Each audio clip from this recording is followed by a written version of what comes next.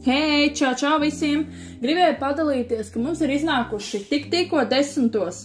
4 jaunumi no Foet kolekcijas. Tātad, kas ir mūsu jaunumos?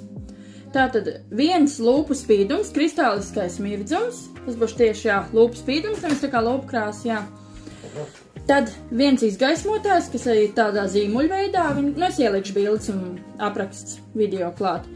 Un 2 vaigu sārtumi, viens tāds rozā sarkanīgā tonī, kas būs tāds spilgtāks, un otrs tāds persika, tāds maigāks tonīts.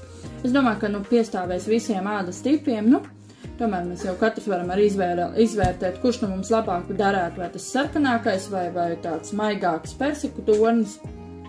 Ielikšu pie video arī aprakstus, un vēlāk ielikšu arī vairāk video materiālus klāt par šiem produktiem. Pagaidām, čau!